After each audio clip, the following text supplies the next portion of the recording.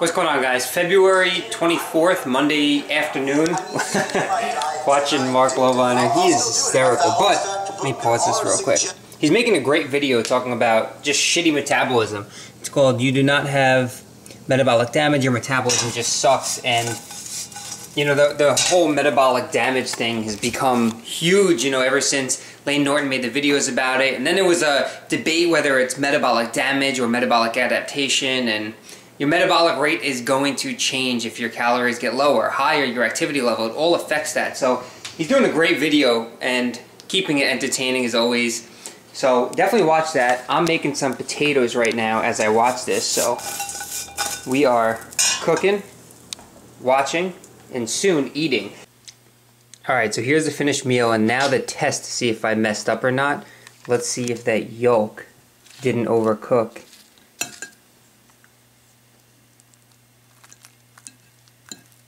That's what I'm saying.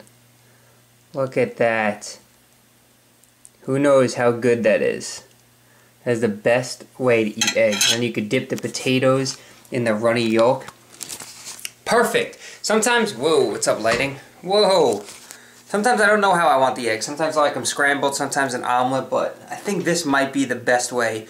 What do you guys think? Do you like your eggs runny like that, where you break the yolk and it gets all over your bread and just fucking tastes delicious?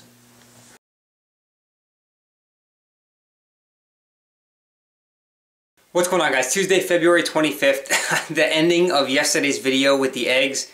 I don't know what that was all about. I forgot to record at the gym. Me and Brittany just wanted to get in the gym and out of the gym. And then I went back and hung out at her house for a while, so I didn't have the camera with me. So I didn't record it all yesterday, so I apologize for that. But today, I'm just getting my stuff together here. So I have my program sheet for week 4. Now, I've already done these days. They're just not filled in here because I forgot to take this paper with me the last few days in my gym bag. So I have that filled out on a separate sheet of paper. But today we're on training day 4, so bench press focus day today. But yeah, this is the end of this 4-week cycle, and I'm actually pretty excited. I'm starting up physical therapy again next week for my lower back. I couldn't afford it with the old insurance. I'm under new insurance now, and it's actually covered. So I'm going to try and get there 2 to 3 times a week. Again, for those new to the channel, just real quick, I have herniated discs in my lumbar spine. I'm not in any pain right now. Some exercises cause pain, so we stay away from those, but I'm excited to do the physical therapy because it can act as just a safety net and just another opinion from a professional, someone who I've worked with in the past. He's also a chiropractor, so I'm really excited to start that up again. I think it's a great thing to have behind me. And then, what else we got going? People ask me, what do I take for a pre-workout supplement if I'm taking one? A lot of people ask me, do I recommend you make your own pre-workout with bulk ingredients? For the amount of money that you might save, maybe a couple of dollars, it might not be worth it.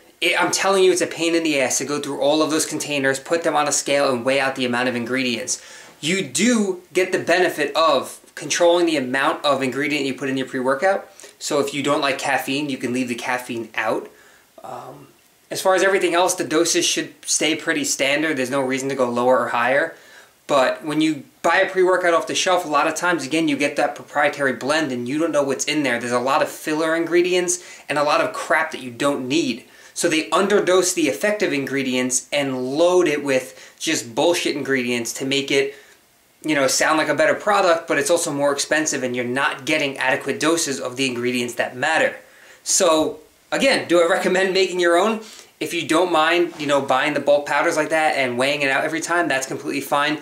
Or find a reputable brand. Something like Tier 1, Totalis, Flight, I believe, is another one. These actually list out the individual ingredients on the back of the container, telling you how much is in there. There's no blends, so you get an idea of what you're paying for, which is what I'm a big fan of. I don't like when they just throw a whole bunch of crap in and I don't actually know what I'm taking. So that's that. If you want to buy the bulk ingredients, you know, feel free to do that. But what else is going on?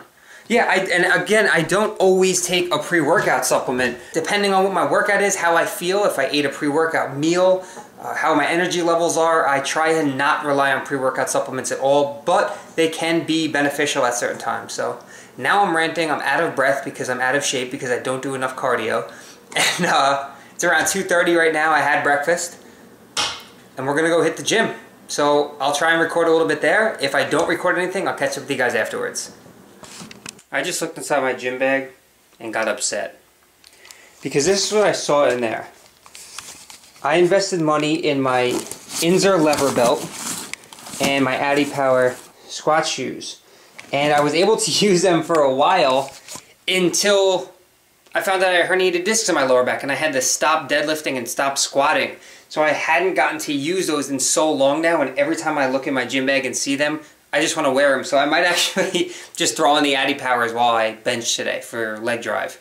I don't know, I need an excuse to wear them, so I might be throwing those on in the gym today. Hey, what's up guys? Driving home from the gym right now. Good workout today. It was a bench-focused workout.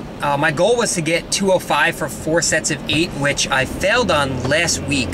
I got 205 for 2 sets of 8, a set of 7 and a set of 6. Today's workout, I didn't film the first 3 sets. You can take my word, I got 205 for 3 sets of 8. And the final set, I would say I probably had 6 in me. I actually filmed this, so I'll show you in a second. But I had a spotter with me and he pushed me to go to 10. It was my last set. I normally don't go to failure like that. But you know, when you have a spot, you're just in the zone sometimes and you have someone pushing you, I just went for it. So I got 10, but obviously with a spot. I probably had about 6 on my own without really grinding, but I was happy with that. And after those 4 sets, I decided to do some pause bench. Never done it before in my life, but I was just, I don't know. I just felt like doing something different. I felt pretty good. I had the energy, so I'll just throw the footage up on the screen so you can watch it yourself. Alright, so here's some of the footage. I am showing you that I'm wearing the Adipowers. I did decide to put them on, not because they're going to help me bench more, but again, just because I paid for them and I want to get use out of them. But we have the 4th set here of 205. Like I said earlier, I was going for 8 reps, and I wasn't able to get 8 by myself. And this is one thing, when you ask someone for a spotter, you have to be extremely specific as to how you want them to spot you. Do you want to lift off? Do you want them to stay with you the whole time? Do you want them to touch the bar at all? Do you want them to only touch the bar if you're really getting grindy and it looks like you're about to drop the weight? These are things that you have to communicate to your spotter, because they will always tell you that they didn't help. You got it all on your own. But as soon as you see their hands touch that bar, you take credit away from yourself and give it to them, whether you got it or not. So I think that's why it's important to kind of communicate with the spotter and let them know exactly how you want them to spot you for each rep. So these were my pause benches. This was 205, and there's my buddy James. Again, he is a great spotter. I told him exactly what I wanted, but again, we're friends, so we've trained together before, and he knows how it is. So I was able to get the 205 with the pause, and then I dropped it down to 195, and I did 3 reps for the pause as well. And I also did 185 after this, but I didn't film that because it would get a little bit repetitive. But I'm liking the pause bench, but we will see what the strength guys have in store for me in the next program as we really try and increase my bench press. Alright, what's going on guys? Gonna close off this night. It's around 9:30 right now. Brittany and I are sitting here actually looking up some wedding stuff, trying to plan everything out. And I just finished my macros for the night. If you follow me on Instagram, you would have seen the picture of how epic it was. So it is that Friendly's fat-free chocolate frozen yogurt with a cookies and cream Quest bar cut up in there. And it was absolutely delicious. So shameless plug, if you're not following me on Instagram, there it is. Go ahead and follow me. Now, pause the video, type that in your Instagram and follow me. But that's it guys. So me and Brittany are going to finish this up, close off the night, and I appreciate you guys watching, I appreciate your support, and we'll catch up with you tomorrow.